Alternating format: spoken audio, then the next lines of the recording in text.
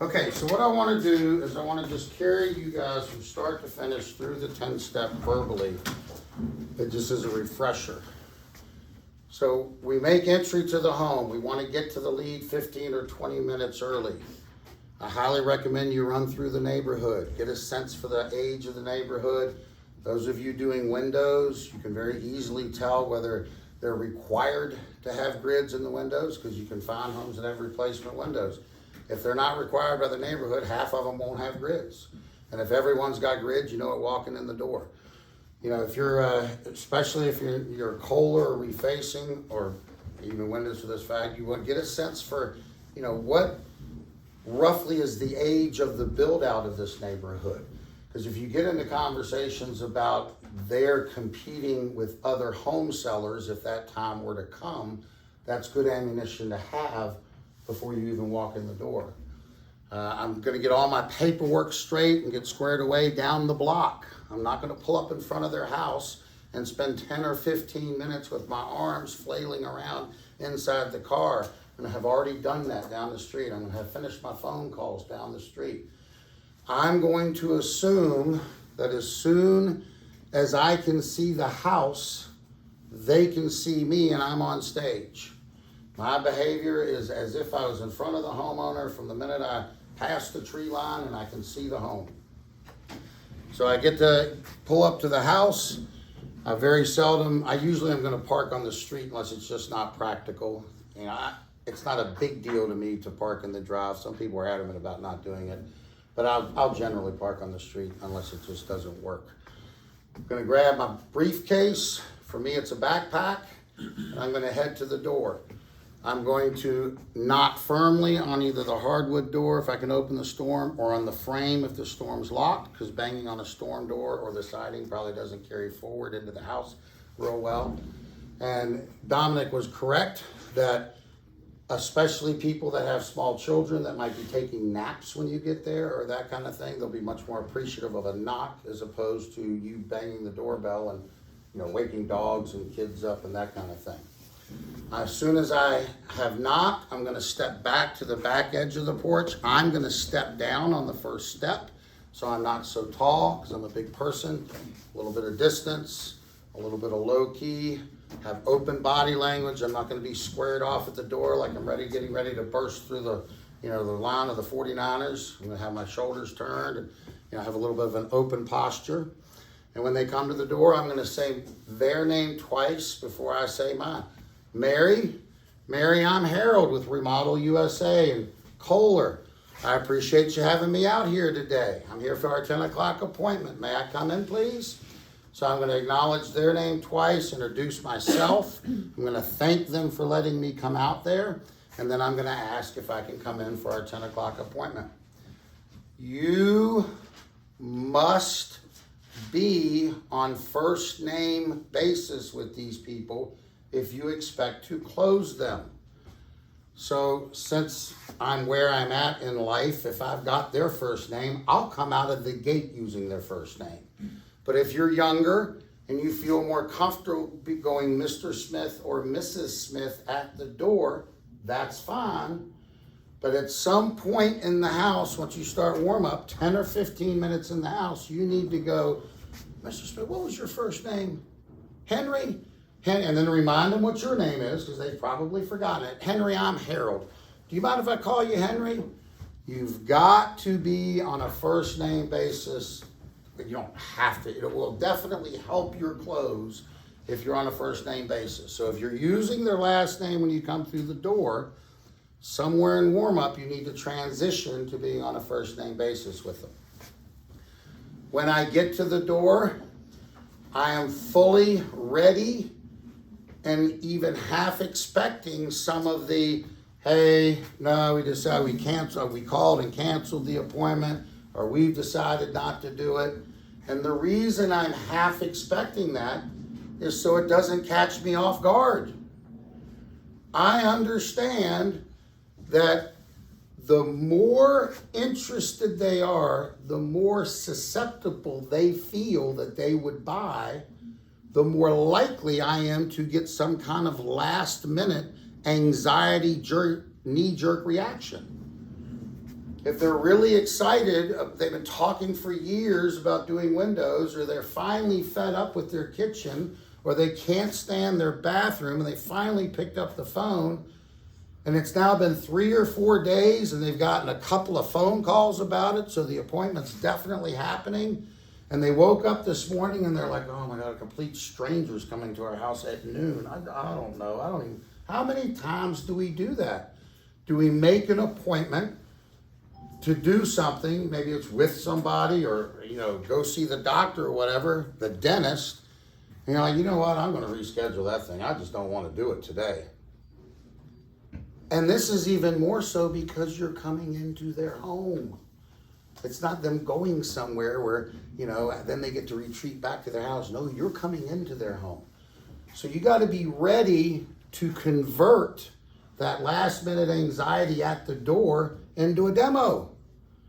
That's what we're after. We're after the opportunity to demo. So when I get into the house, I'm not buying into or chasing objections about if this is more than 5,000, we don't need to go on with it. Or people wanting to immediately get down to, price or anything that. I'm just shelving that stuff. It's not even relevant to the conversation. It's, for some people, they think that's a form of negotiation, or they think they're setting a bar, or the number they're giving you is based on a perception of the product that isn't anything like what you carry. They're thinking plastic or junk or some lowball number they saw on some advertisement. So just ignore it. It's not relevant. So when we get into the house, the first thing we want to do is we understand they're probably going, what are the 2 things the homeowner wants from us when we get there? The price, and then they want us to leave. That's what they want. They want your price, and then they want you to get the hell out of there. So I'm going to not let them hijack my demo. If they want to take me to the windows or want to take me to the bathroom, hey, John, I tell you what, can we sit down for a couple of minutes first? I can save us a lot of time if I can ask you a couple of questions and find out how I could serve you better here today. Where could we sit down real quick? If you tell people you're going to save them time, they're not going to argue with sitting down. So if I'm forced to get right into the questions I need to ask them, which is the survey, I'll pull my survey sheet out and I'll use those questions as a chance to segue back into warm-up. If you're with people who will give you, go call your manager and talk to him about why you're late to class. If you have an opportunity to have warm-up with someone and they're not pushing you, take the opportunity. Take that 30 or 45 minutes and enjoy the conversation if they're willing to give it to you. Our desire, our focus, the way we come across the homeowners, that we want to get to know them and we want to warm up. What message does our putting forth a strong effort to having warm up, what message does that send the homeowner? I'm not just here to give you a price, but I care about you as a person. Yeah. Right. So remember we talked about that word enthusiasm? If your homeowner can pick up on your enthusiasm for your job and what you do in your company, what subconscious message, if you go talk to somebody who represents a product you're considering buying, whether it's a car or a swimming pool or a house or whatever, and the person that you're talking to has obviously got a lot of, I don't mean like, wah! I mean, they're just obviously loving what they do. They obviously have enthusiasm for what they do. What does that tell you about that person? That they're excited about the product. Okay, but what does it tell you about their level of expertise probably? How are you going to perceive somebody? Yeah. People who are competent and confident in what they do, who enjoy the company they work for, who like how the company interacts with its customers, those are people who are going to show enthusiasm. Those are people who would be enthusiastic in the home. So what we need to do... Thank you, man. I've been wanting to do that for a while. Yeah, no, by all means. So what we want to do is we want to find a way to convey enthusiasm to people because of the strong message it sends.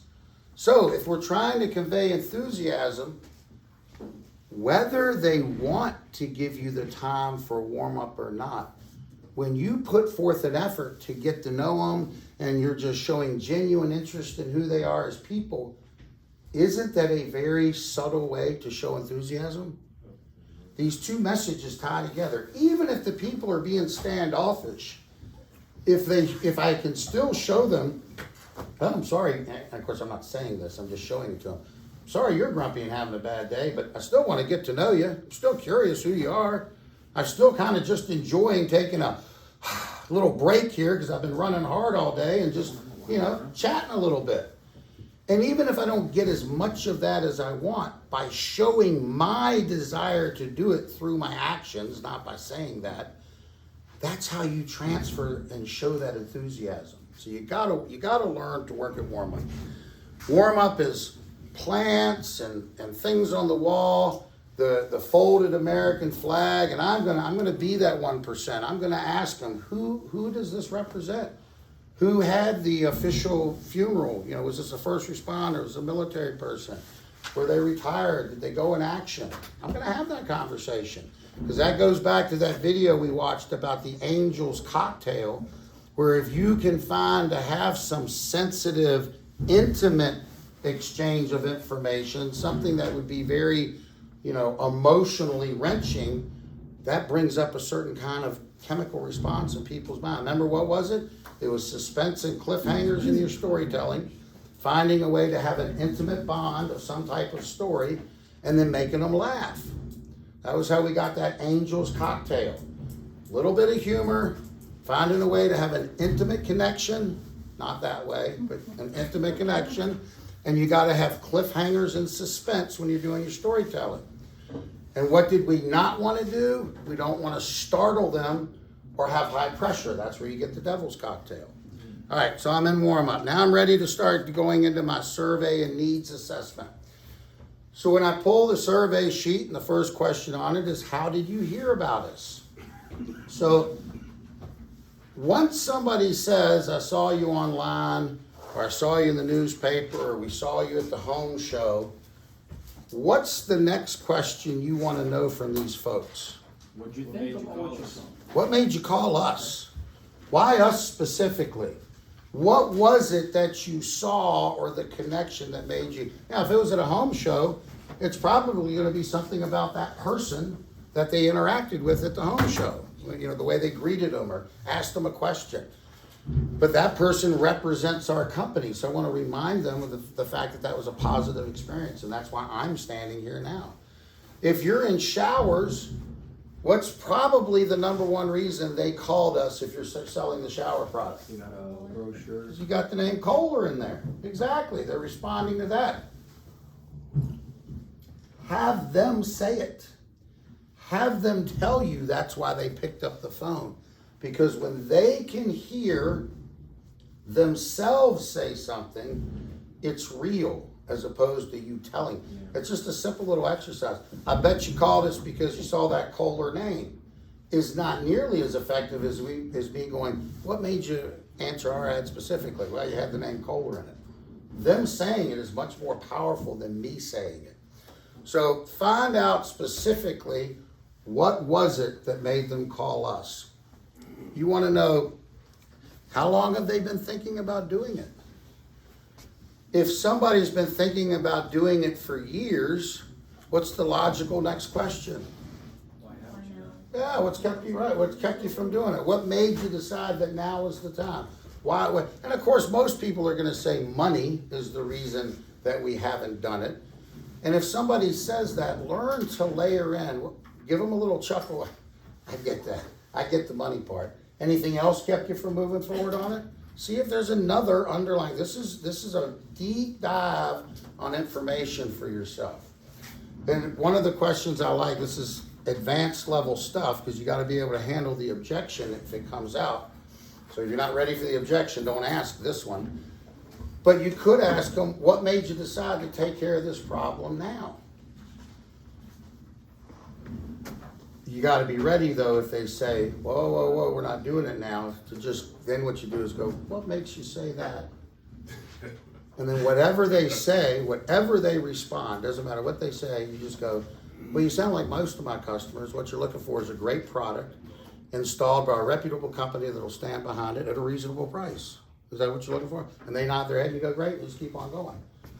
But what you might find out if you learn to ask that question, if the people go, oh, we've been thinking about doing this just in the last couple of weeks. Something's happened in that last couple of weeks that's caused this to now move up to the top of the list. What was that event? You know, did they notice something specifically? You know, was she cleaning the drapes and saw a damaged wooden windowsill that she was unaware of? So now that's why they've called and got you out for windows.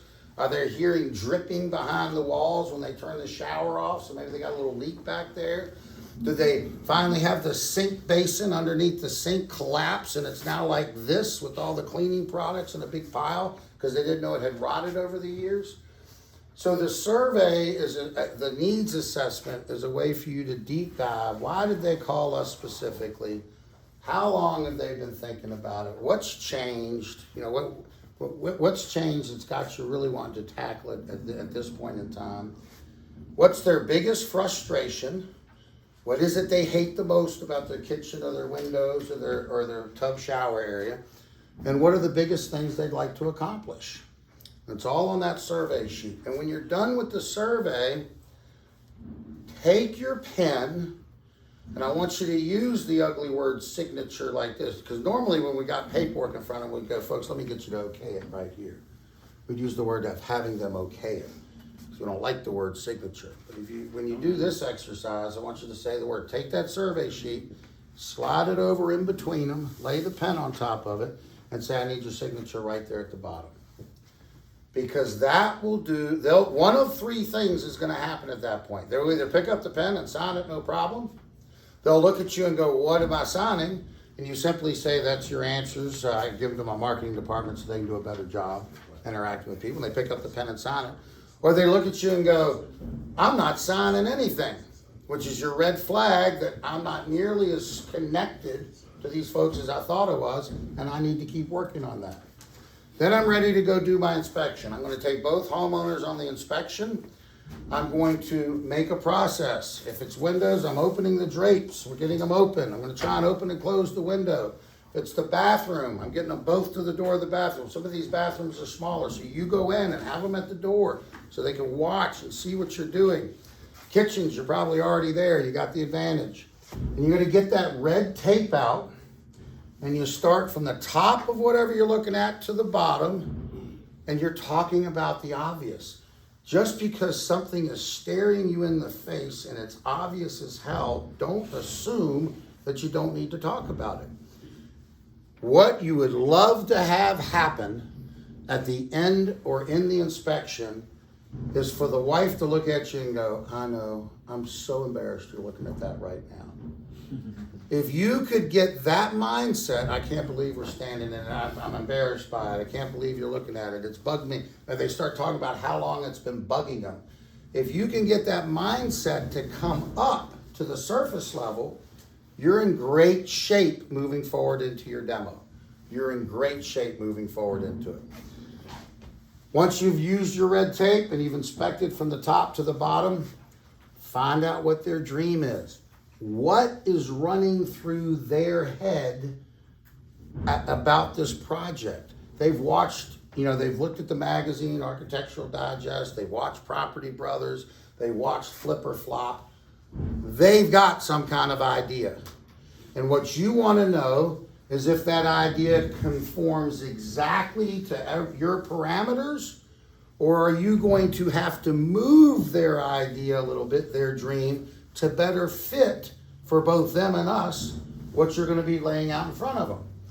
What you're not going to do as you ask them about their dream is you're not going to steal it.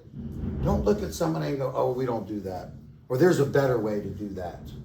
Don't do any of that because they'll shut down. You've just gotten here. If you need, the information flow is one way from them to you. If they're wanting to cut a hole in a wall to put a window in, what will that do for you? Why do you want a window there? If they want to take half of a walk-in closet and expand the bathroom, what is that going to do for you? Who'd be using the bathroom? Why do we want to do that? Just keep digging for the information, but don't tell them you can't do it, or there's a better way to do it, or you don't want to do that. Don't steal the dream. And then the third thing, as you wrap up your inspection, explain how your product is installed. You're in front of a window, or you're standing in front of the tub or shower, or everybody's standing in the kitchen. This is a great, because you're going to describe the installation more than once. But the rest of the time, you're going to be sitting at the kitchen table, and you've got some distance between you and the place where the work's going to happen. So take the opportunity to describe the installation at the end of your inspection when you're right there in front of it. Take that opportunity. And you do your statement of intent, go get your samples, come back in. The statement of intent, I know if you haven't had a chance to start working through the Grasso, but we'll actually split it in the weeks to come. But even now, where you're doing the statement of intent, you've been doing it in the same spot, I want you to eliminate the word today. And the pricing that we put in front of someone is the good for a year, and then everything else is when? In the future. If and when, or when the time comes. So we want to start that subconscious message. So John and Mary, I'm standing in the bathroom, or I'm standing in front of a window, or in the kitchen. John and Mary, again, I really appreciate you having us out here today. I think it's obvious, after looking at what you've got going on here, this is something you're going to do sooner rather than later. Would you agree? I'm going to grab my samples, come back, and I'll tell you a little bit about the company. I'll tell you a whole lot about the product. And if you like everything I show you, you're absolutely comfortable and confident that it'll accomplish what you want, I'll give you an exact quote. I'm actually going to do a couple of things for you. I'm going to give you a number that's guaranteed for a year. No matter what happens with labor and material costs, you'll be protected. You'll know exactly what you can do this project for. And if you're really excited about what I've shown you, I can also show you all the programs my company has that could save you a bunch of money while I'm here. Folks, ask me questions. I'll ask us for a yes or a no. I'll take a no as graciously as a yes. I just don't want a maybe at the end. Fair enough? And I'm going to get a handshake, and I'm going to go out the door and get my samples. Where in the demo should we be shaking their hand? Where's the first place we should shake their hand? At the door. At the door. Hey, I just met you. Second handshake is here, where they agree me to give a yes or no, but not a maybe. Where's another spot I could get a handshake? Maybe after the company story. After the company story, where they just told you your company's the one I want in my house. Get another one after the product, couldn't I? Get another one after the product. How about after the pre-close? So you've gotten 5 handshakes, or fist bumps, or the elbow, whatever works in this particular case. Whatever you're doing, formalize it. If they didn't want to shake hands and you're fist bumping, then it's always a fist bump from that point I forward. want to get them interacting with you. Well, I want it to be I want it to be an established gesture, handshake or fist bump or elbow. What about a high five? You have to do the air high five, absolutely. So at the door, when I get the end of my statement of intent, end of the company, end of the product, end of the pre-close, so then when I go into the close, that handshake symbolizes the commitment there. You don't even have to say anything. And then once I get the handshake in the close, where's the last place I get a handshake? The pre-close or the price presentation? Well, I get one of the once they agree to buy. But during my paperwork, when I'm going over the paperwork with them, where's the handshake that comes in there? Right after They they tell you sign. like the deposit and all that Yeah, stuff? when they do their good faith. How about the rescission? Yeah. Remember when they agree that there's no way they would cancel, they're gonna keep their word? That's right. We got a handshake there too. Yeah. So the handshake I'm gonna get in the close encompasses all that about the deposit and stuff. But when you go through the paperwork and you get to the rescission, you're gonna shake the hand there too. You're not gonna ignore that elephant in the room. You're actually gonna confront the rescission. All right, so I come back from the car. I'm gonna go to the kitchen table. when you're on the way to the car, if they've got one of those kitchen tables that has all the place settings out and the silverware and the glasses, like they're getting ready to have a formal dinner that night, look at them and go, hey folks, we'll need about half of this table. I go grab my samples. Can I get you to clear off this half for me? And then don't even wait for them to start doing it. Just walk out to the door, out to the car and get your samples. When you come back, if they've cleared half of that table, that's a great sign, isn't it?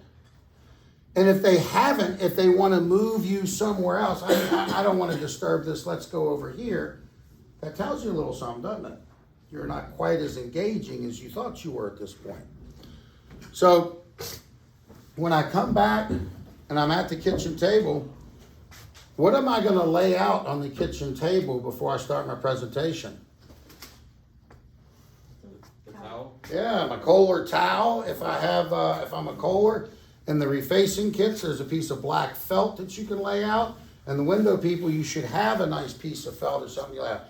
You should be creating your office space in their home. You are a $3 million a year producer for this company. You generate millions of dollars of revenue for this company. You should be at every point trying to show yourself as a professional. Lay that cloth out. Most reps think, oh, so I won't bang something up. And they look at the table and go, that table's banged up. I don't need to worry about it. That's not what it's about. It does that too. But what it's about is you creating your office right in their home. It's all these little psychological things that add up. So we got John and Mary. We like to have Mary closest to us. You're around the edge of the table, so we're not banging into people. And you start your presentation with the company story. One of the biggest things that I really was reminded of from in the past and really put a spotlight on is that the price conditioning we do is not just establishing one thing about the product. It is so much that we can do in the company as well. I love the fact that Dominic's talking about the fact, our installers, we only hire about 10 or 15% of the people that even apply to us.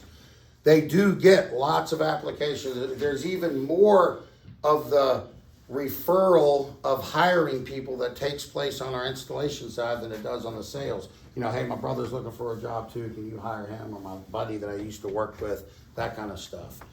And we literally do not hire anything like everybody shows up. So there's a bar there. I'm going to share that bar with my homeowner, the drug screening, the background checks, the fact that we're very picky about who comes to do the work, the fact that they have to be certified by the manufacturer. The people who made your product have to certify our installers to make sure they're putting it in the way the manufacturer says it needs to be put in before they're out on jobs by themselves. The workman's comp and general liability insurance that can cost as much as 30% of what the worker is paid. Does everybody understand that the way a workman's comp insurance policy, the fee for it, is directly tied to what those people are paid that you're covering?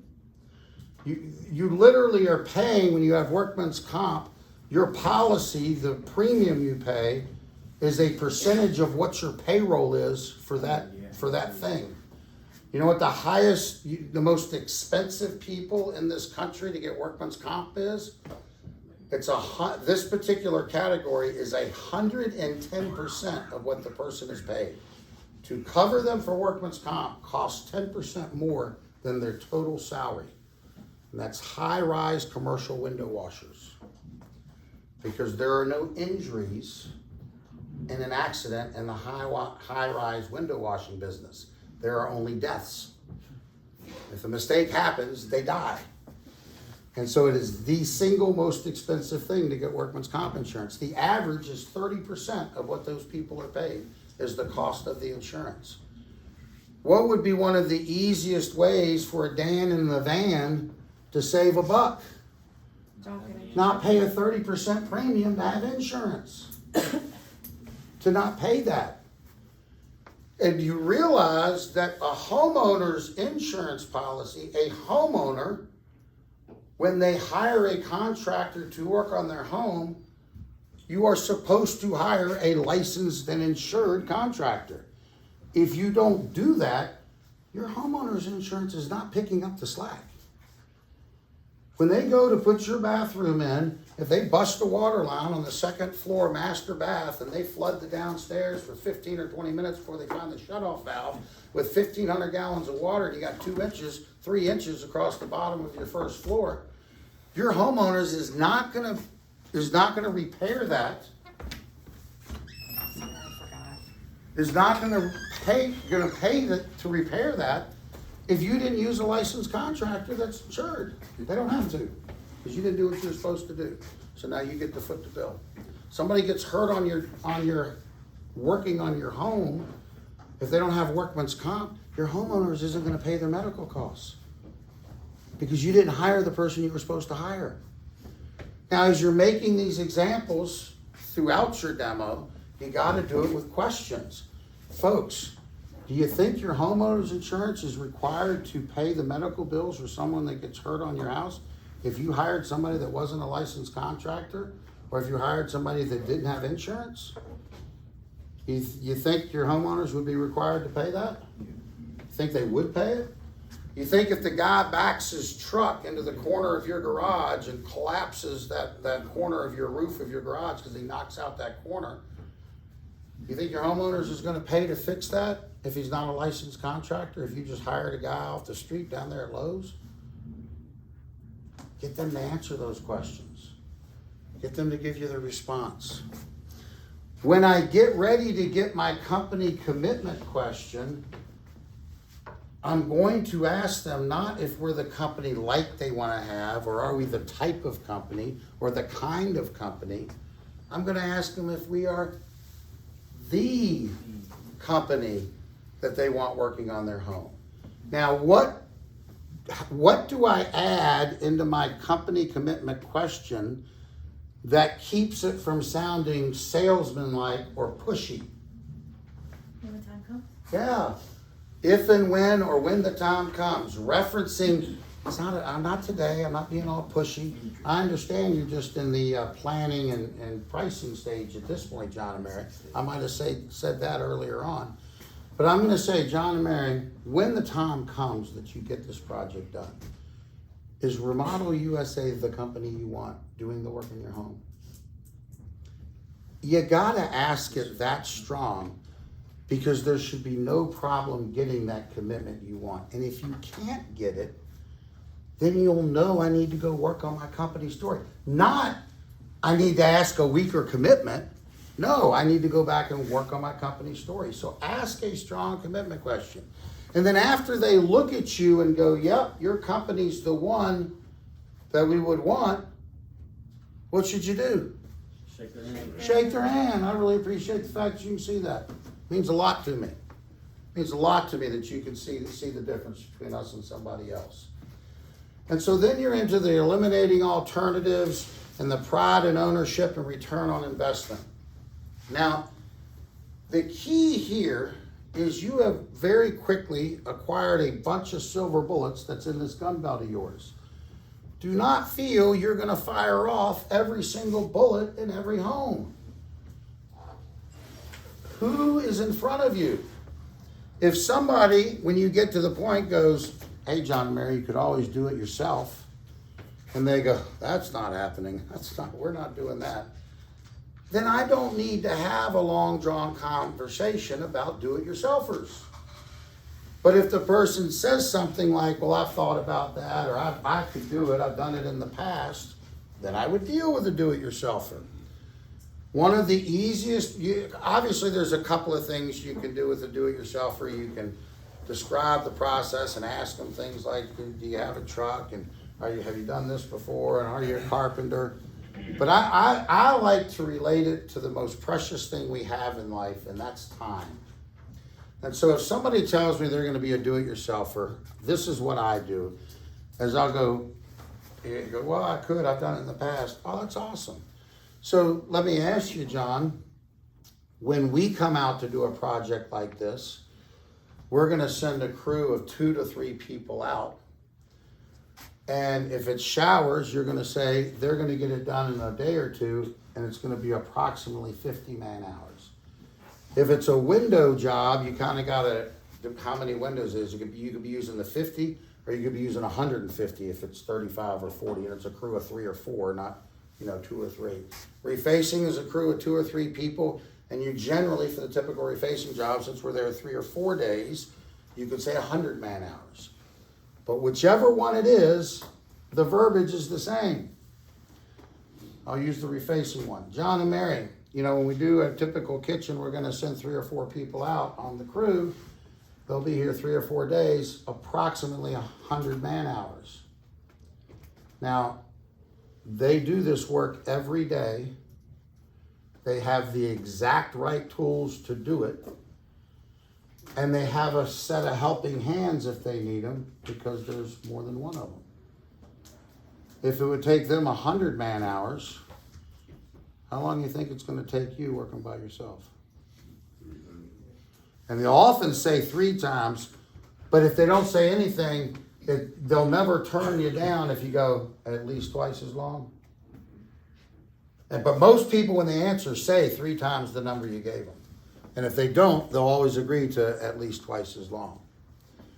Okay, so that's 200 man hours. That's approximately 4 weeks of 6 days a week, 8 hours a day, straight through an equivalent time. Are you gonna take a month off from work?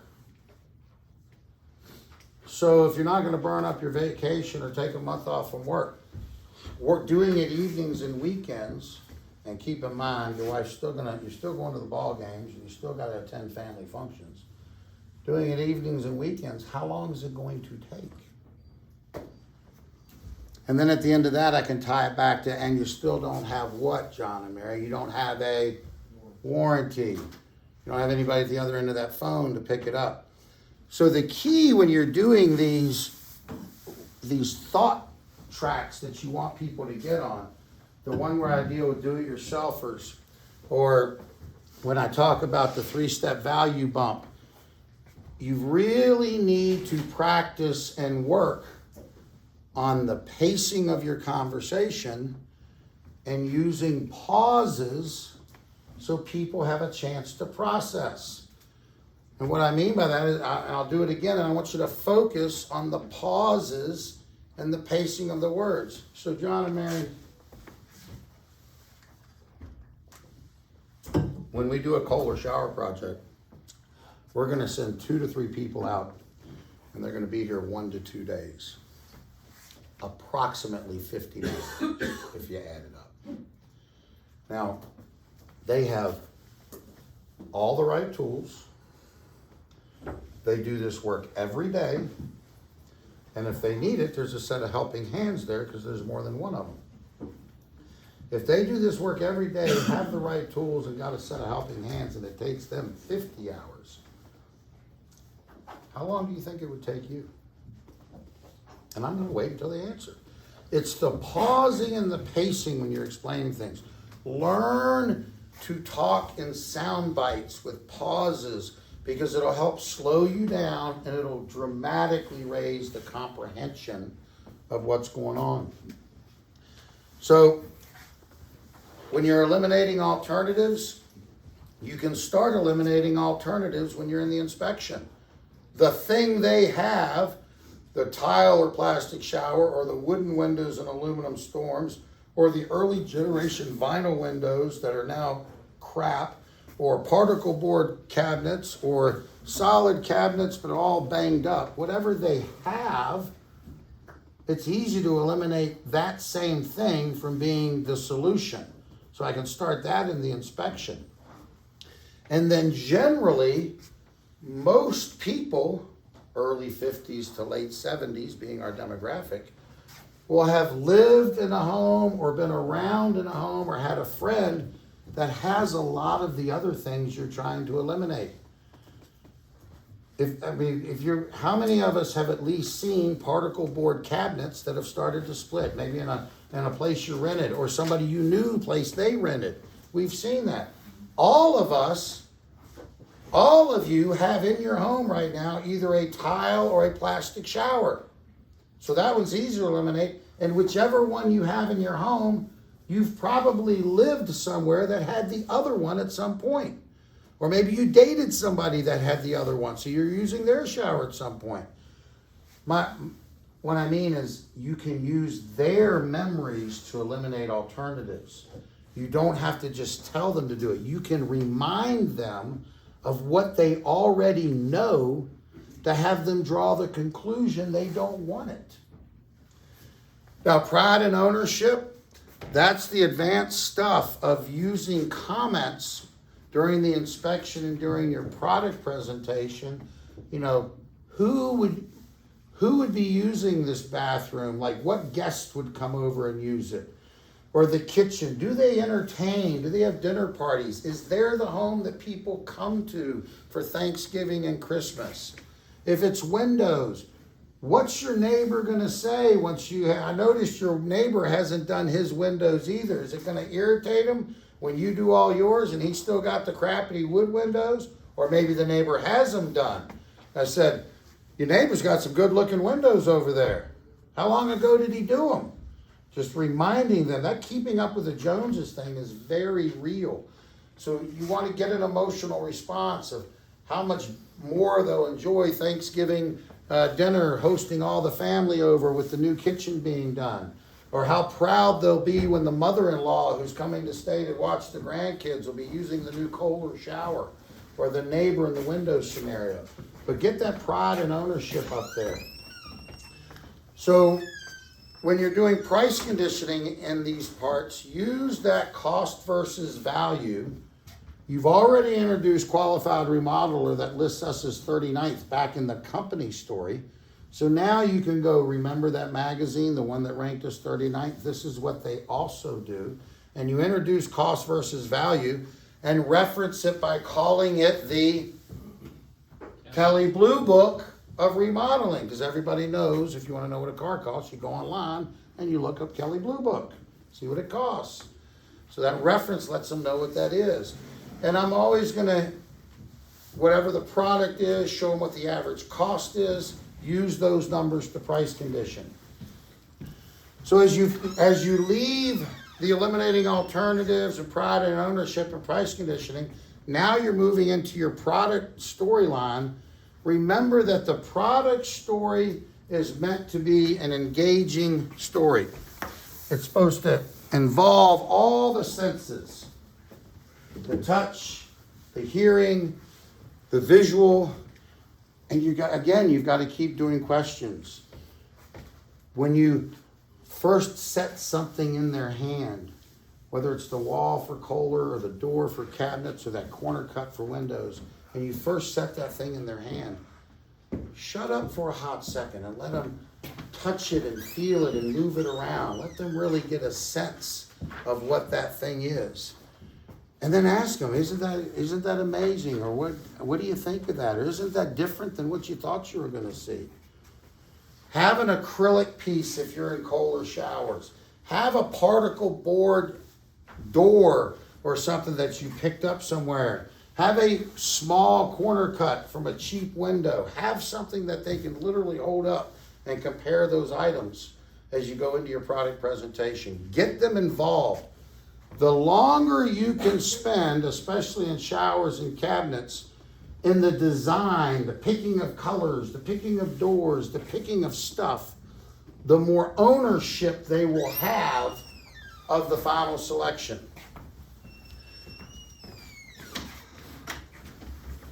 In order to make a great connection and have great trust with people, you have to have time in the house.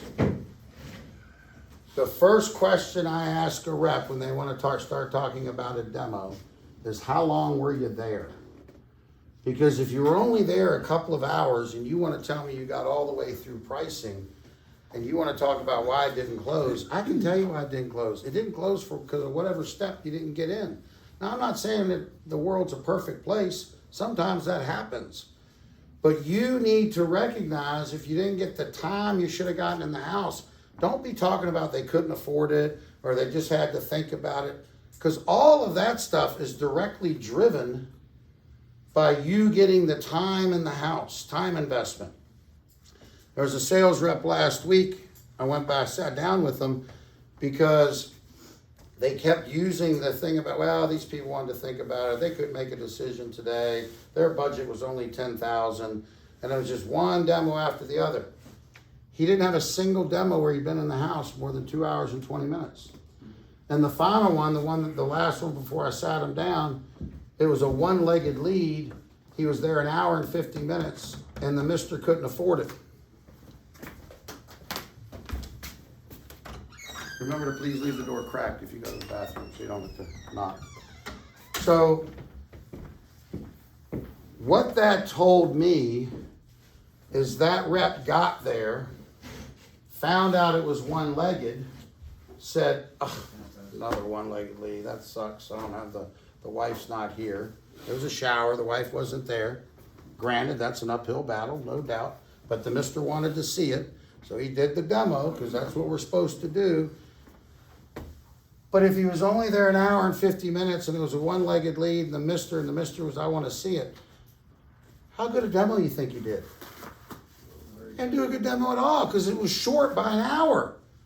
And yet he wanted to put in his description, the mister only had a $10,000 budget and wasn't willing to decide or spend extra. And that's a bullshit explanation. You've got to commit to yourself that every single demo you do, regardless of the conditions in the home or who you're in front of, is going to get the best demo you can do. Now, if maybe they aren't perfect conditions, so you can't get the demo you'd like to do, but you're still trying to do the best you can in every situation. You don't buy in to some event or something they say and just do a half-ass demo to say you did one, and then empower them. Some objection they give you is the reason you don't close. No, you didn't close because you did a crappy demo. Now, if you do 3 hours and do a great demo, then you can talk about maybe why you didn't close it. But don't do an hour and 50 minutes and then empower the objection. That's crazy. All right, so we're done with our product demo. We want to know if these are the windows they want in their home. We want to know, is this what you want in your kitchen? Is this the shower you want in your home?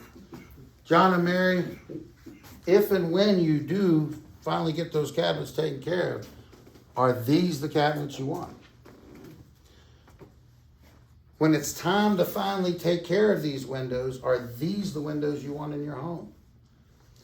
When it's finally time to get that tub and shower area taken care of, is Kohler shower the one you want in your house? You got to get the strong commitment to the product.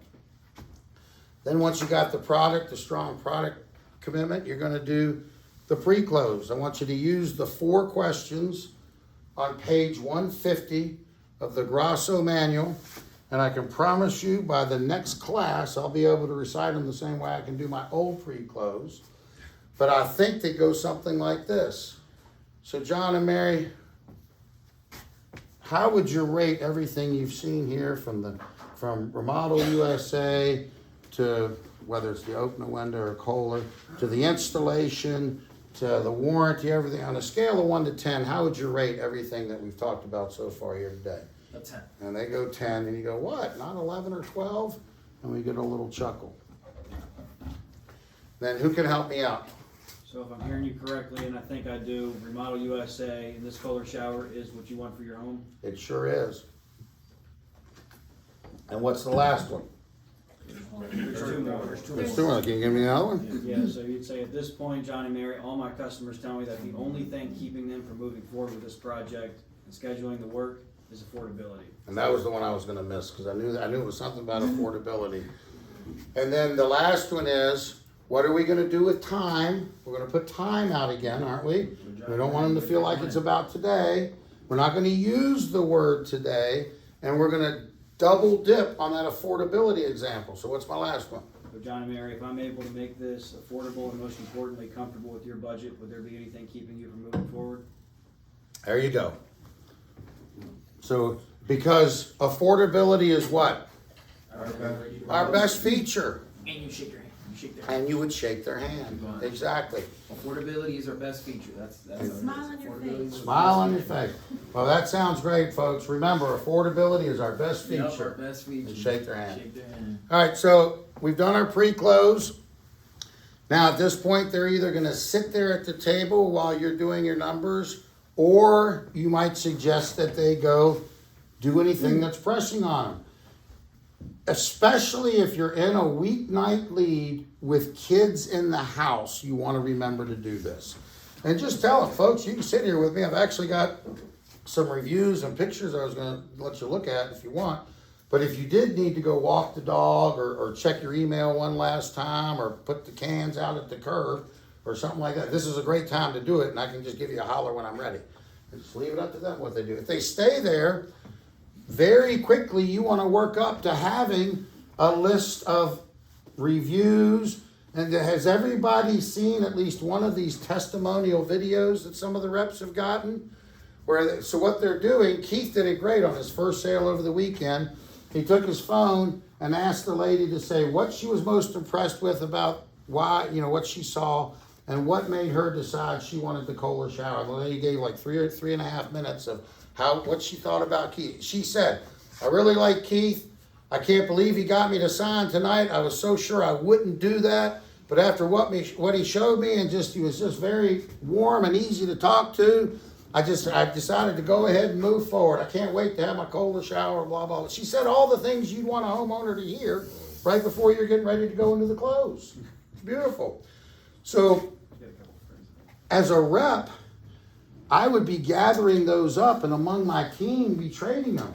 If you get one, share it with your team. They get one, they share it with you. And very quickly, you could have 12 or 15 of these little short 30 to minute and a half blurb testimonials of why people moved forward today.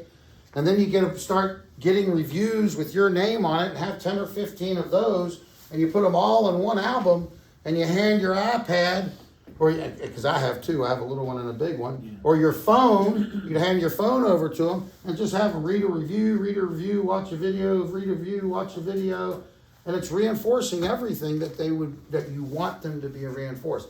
They're not alone. Other people made this decision. Other people just like them decided to move forward.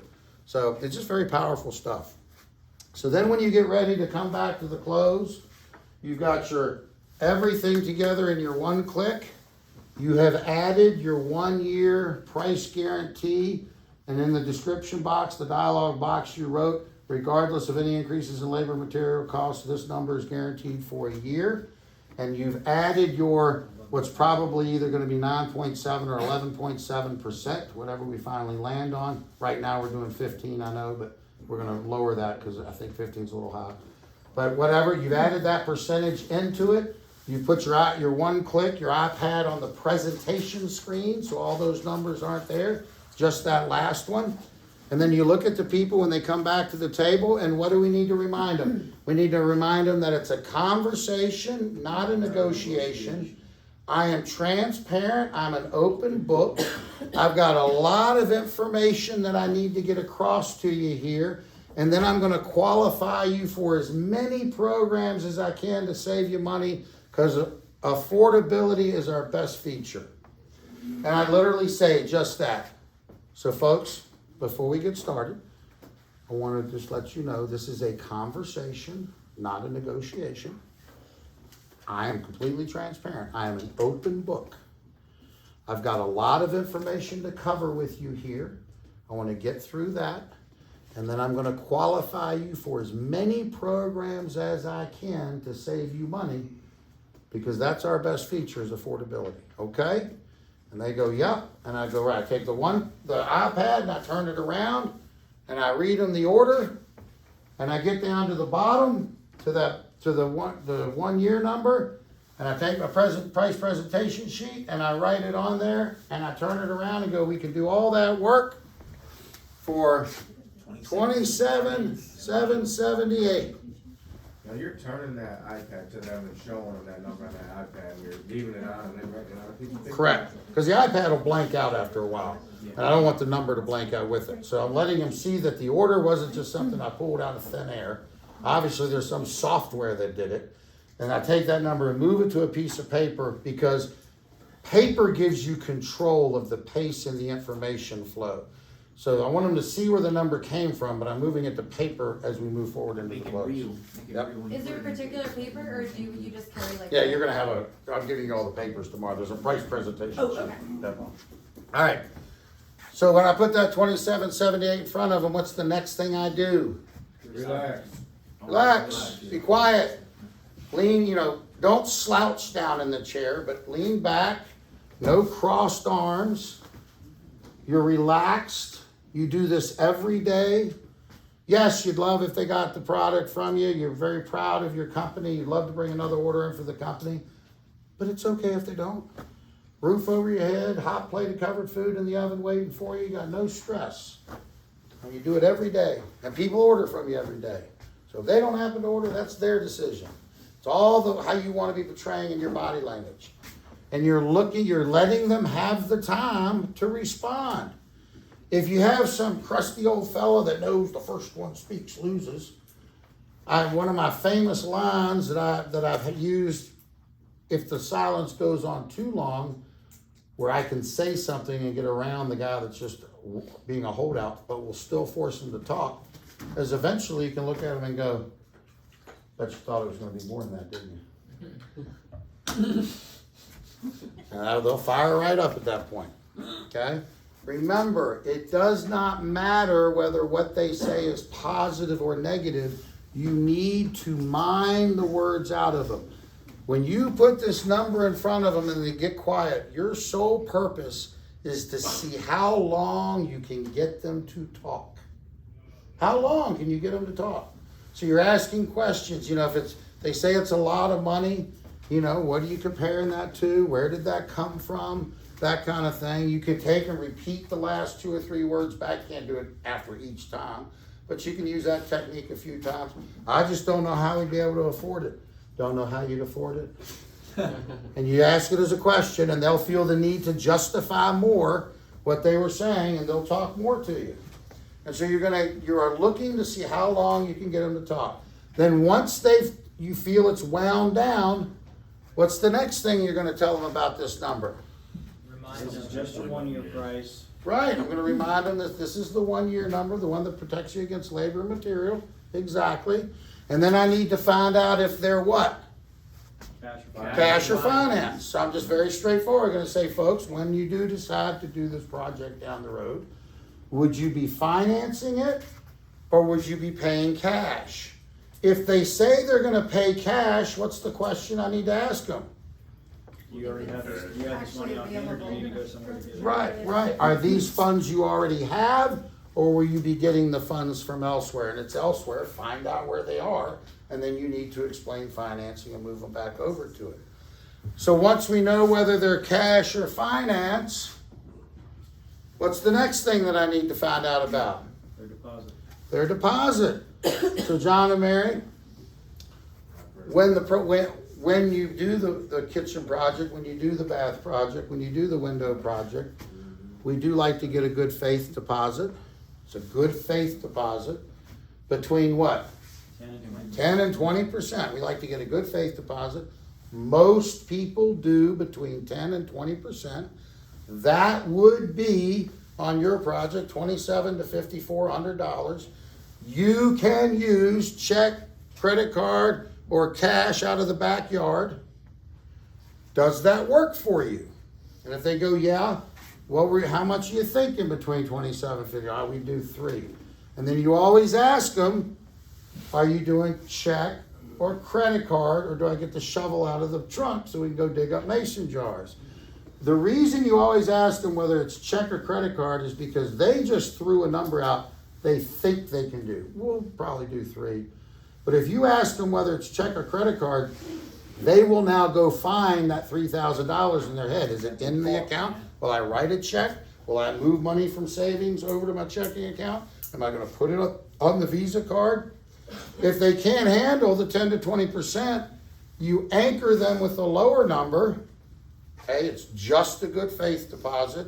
I don't want you losing sleep over it.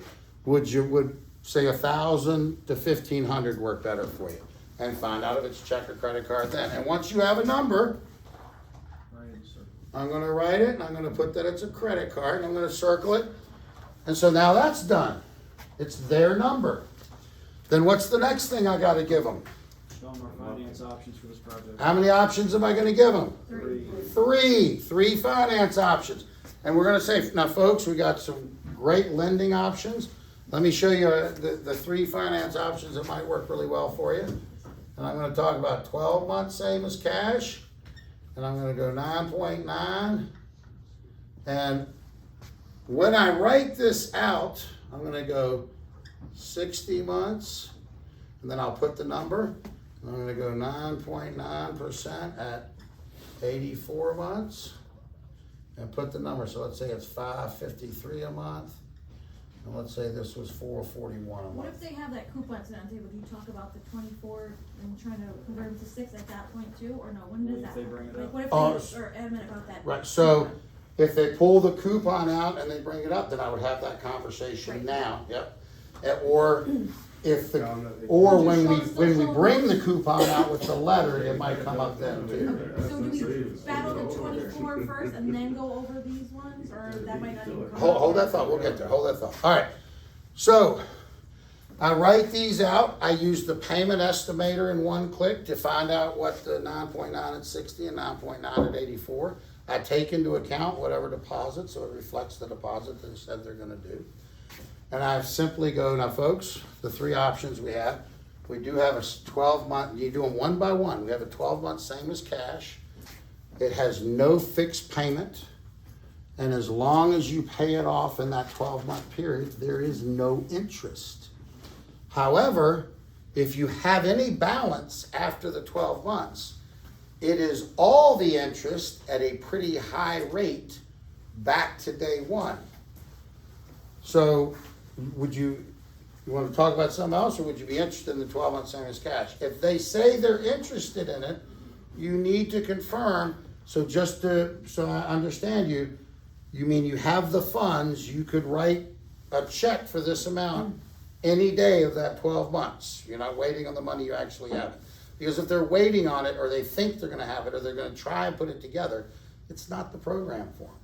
So you just confirm that they have it. Most people don't, and so I just draw a line right through it.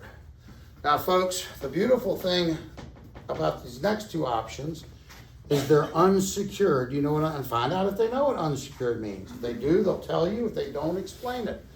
And they're simple interest with no prepayment penalty. Anything you send in extra each month, all goes on the principal, shortens that loan dramatically, and saves you a bunch of money on interest. Now, and as you can see, it's a real friendly rate. This isn't 14, 18, 22%, that kind of nonsense either. So which works better for you, the $553 a month or the $441 a month? If they tell me the bigger number works for them, can I be confident that that would fit into their budget? Yes. Yes, because if there was any issue at all about the 553, they wouldn't have picked that one, they'd have picked the 441. So if they pick the bigger one, it fits in their budget. If they look at you and go, well, I'd take the 441, we need to make sure that one fits into their budget, don't we? Because we only gave them two choices, and they might have picked the lowest one just because, you That's know, all we got. that's all we got. That's as close as I can get. That's still a lot, but it was the lowest, so I picked it. So if they say 441, I'm gonna say, does that fit into your budget comfortably 12 months out of 12 months? Well, it's still a little bit high. And if they say that, I'm going to anchor them, suggest, name a lower number, $80 or $90 lower, and I'm gonna find out if they can handle it. So what if we could work out some finance, or we were more around the 430 or the 330, 340? Would that work for you? Harold, I really can't be over 300. So we need to be under 300 to make this completely comfortable for you. Yep, that's where we need to be. That's And where I'll you go wanna under. solidify them and make sure that that's definitely within their budget. Huh? That's where you wanna solidify that number, make sure it's definitely within their budget. Exactly. So let me ask you this, if I can get you qualified, because now I want to see if I can close here. So if I can get you qualified for a program where we could do your project don't need any more down than what you were doing, and we can get it under 300 a month. Does that solve everything we need to do here?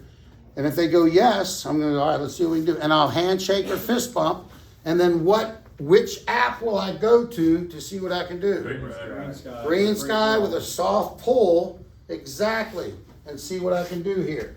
Now, if they don't close here, Now, Harold, yes, you say Green Sky, but you go to a paper app, so you don't have to. correct, I would have them fill out a paper app before yes, just so I have that as we move forward. Now, if they say no, or they have a problem, they're going to give me one of two types of objections. They're either gonna come back to the overall, they're gonna be reacting to this, because everything else is what they've chosen, and if they do that, I will 3-step value bump them. If they don't come back to the overall, they're gonna give me some nonsense objection, some objection about time or procrastination, or they gotta talk to somebody, and I will ARIO them.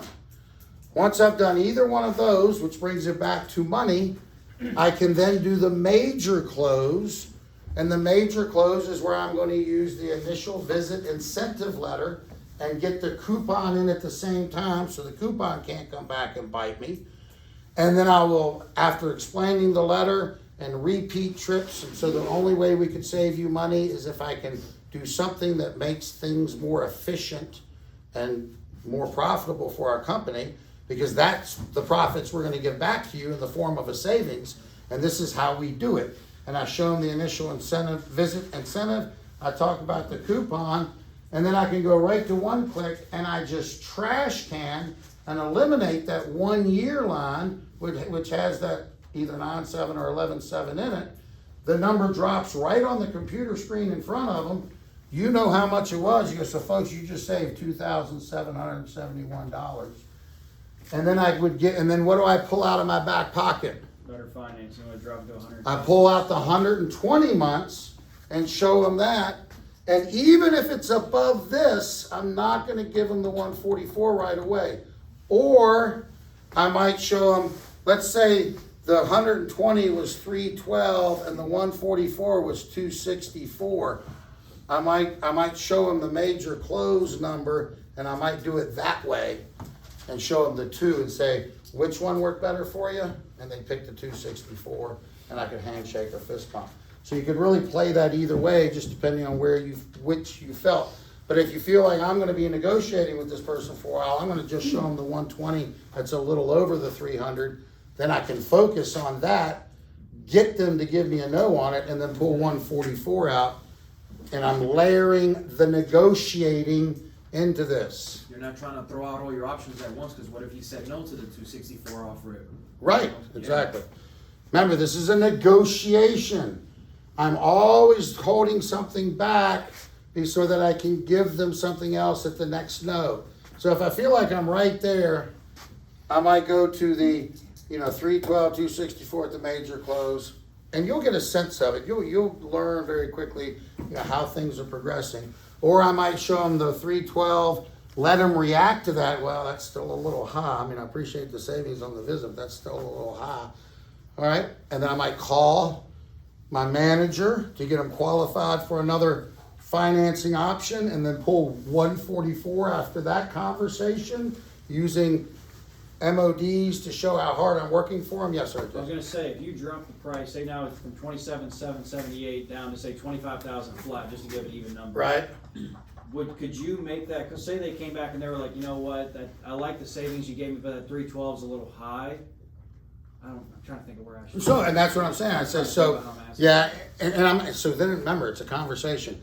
Go, yeah, I remember what you said about it needing to be under 300 when I just pulled it up and saw it was Would 312. you get a commitment there is what I was thinking. Would you get the commitment that, so I understand that, you feel comfortable with the overall affordability of the project, it just really comes down to that monthly investment. So let me tell you how I would do it, okay? So if, what I might do here is I show them 312 a month, and I put it in front of them, and I go, so with that initial visit incentive and the coupon, we've saved, $2,771, brings it down to, like you said, 25 even for the sake of this conversation. And that's $312 a month. We didn't quite get there with that $312, did we? See, I'm gonna literally remember, it's me using questions to guide this conversation where I want it to go. I don't want him to come back to the overall. And I've perfectly teed up a very simple and logical conversation because I showed him 312, but he said he needed to be under 3. So I could show him that, and I could look at it and go, we didn't quite get there with that 312, did we? And he goes, no. I said, you know what? I'll tell you what I'm going to do. Let me see if I can get you qualified for another program that will get it under 3. How's that sound? And that's when you do your first. Now if he says that sounds great, that's a commitment on his part, isn't it? Yeah. But if I get, and then I'm gonna pick up and make that first MOD to qualify him for a fine. I explained it all to my manager. I'm gonna talk about the place, the people, the project, and affordability. Let him know I've shown the initial incentive letter. We're really excited about that savings, Mr. Spire. But the problem is he told me I needed to be under 3, and it came back at 312. We're just missing that a little bit. I really need your permission to give him that premier program.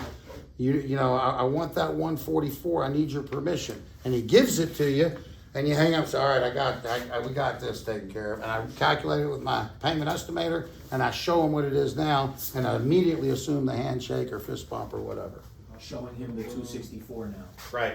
So that's just us calling to get Yeah. the 144, even though we know we have it, so they think that we're gonna. You're working for him. So yeah, so that's technically not so we're not doing the social media or anything. Not with that one. It's just on the other 144. Right, because since I haven't dropped there, I'm able to go to a higher authority to get them a better financing plan. I'm at 100% a list, so I'm at 14.5% commission, and I've still got in my back pocket social media, flex install, and all of that. So, A quick question. mhm. Now, at that point, you've already presented the initial visit coupon or letter and the coupon. How much is the coupon for where you're gonna be able to be within that 96% that you want for 14.5%? So the coupon is the 60% of installation, and that's what we're giving them on the initial incentive letter. Gotcha. And so all you have to do is just take that 1 year line that you created and take it off of one click, and now you're at 100% a list. Okay. Make sense? Yeah. All right, if they don't go here, then you would start running through your social media. I have an idea, or let me check on something. You call and get social media. If you're in a metropolitan area, there are just a couple, and there's like 14 people out. If you're not in a metropolitan area, your manager's willing to move one over, but we have to be able to justify that to marketing, so they need to do some stuff for us. You pull the sheet out, you talk about the pictures and the testimonials and getting referrals and all that stuff. And then if they don't go for the social media, you start packing up, get into warm down a little bit, and then you bring up Flex Install. I don't really bring this up a whole lot because I really feel bad if it doesn't work for people, and it doesn't work for a lot of people. But I've been here a while. I'm gonna swing for the fences here. Let's see if this works. And I go verbally with the first thing on the Flex Install, like it just doesn't work. Oh, wait, you could do that? Carry it to a piece of paper, then go through the 5 things. And then I call to see if we still need a Flex Install, because 2 days ago, my manager said we used the last one. That's why I'm bringing it up. And I get the Flex Install and I present it to him. If it doesn't close there, then I'm gonna pack everything up, set it by the door. Let me get a quick glass of water before I leave. Appreciate your time. I really feel like crap. And I need to call and, oh my gosh, I almost messed up. I gotta give the money back. Tell them I didn't use the social media so that they could give it to someone else or move the money back or whatever the conversation was. I didn't get you your Flex Install. You're still looking for one. And then your manager, because you're so upset that you couldn't help these people out, so be like, all right, I'll tell you what, you don't ask for favors very often, Harold, and I'm gonna let you do it for $500 over labor material costs, and you can create that custom line item, eliminate your Flex Install and your social media discounts on your one click, and use the custom and write out $500 over labor and material, and show that one big number and go for that last close there. And if you haven't porch lit by then, you're always gonna porch light that one. And you can use the porch light anywhere you want earlier on if you feel one really wants it and the other one's just being polite. But if you haven't used it at that point, you're gonna porch light there. And that's where you're giving them the 18%. That's the 18%, correct.